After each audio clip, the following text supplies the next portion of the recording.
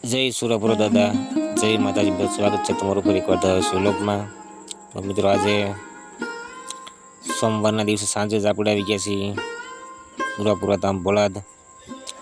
તો મિત્રો તમે આરતી બાદના આપણે સુરાપુરા દાદાના દર્શન કરશું મિત્રો.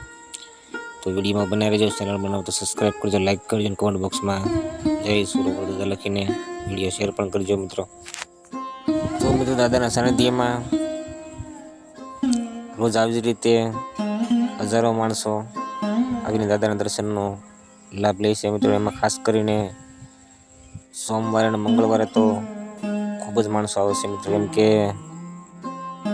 દાદાની બેઠક પણ હોય છે સોમવારે સાંજે અને મંગળવારે દિવસ દરમિયાન, જેમાં 12 થી 15,000 લોકો વ્યસન મુક્તિ માટે આવે છે મિત્રો.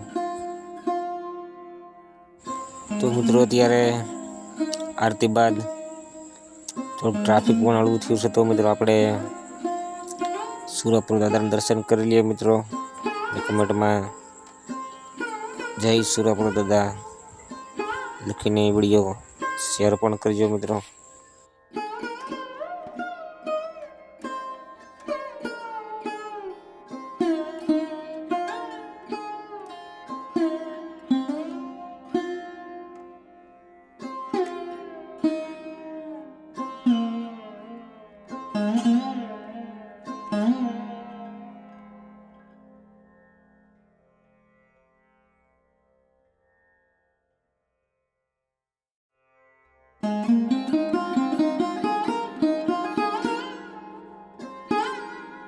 તો મિત્રો આવી જ રીતે સુરાપુરા ધામ ભોળાદ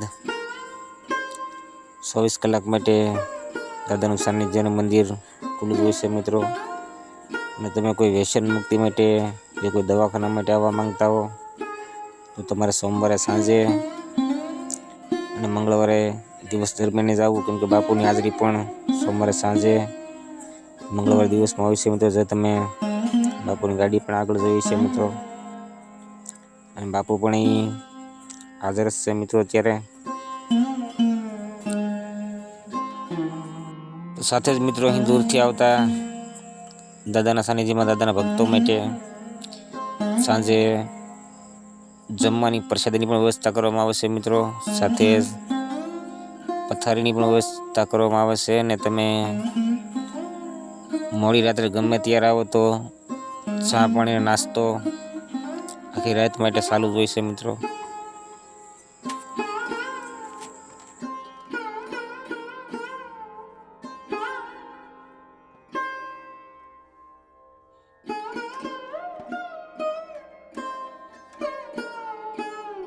તો મિત્રો આપણે અત્યારે સુરાપુરા ધામ ભોળાદ અને સોમવાર રાત્રિના દર્શન કરી રહ્યા છીએ મિત્રો.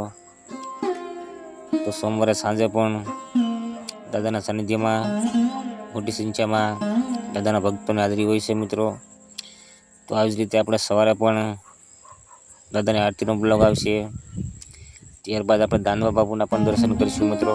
તો એના માટે મારી ચેનલને સબસ્ક્રાઈબ કરી લેજો, લાઈક કરજો, કમેન્ટ બોક્સમાં જય સુરપુરા દાદા લખીને વિડીયો શેર પણ કરજો મિત્રો.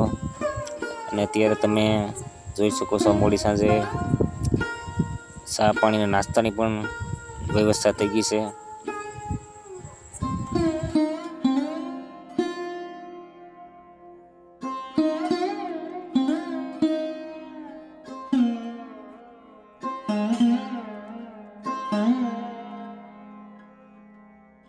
તો મિત્રો આજે આપણે સુરાપુરા ધામ ભોળાદ દાદાના સાનિધ્યના સોમવારના રાત્રિના દર્શન કર્યા મિત્રો.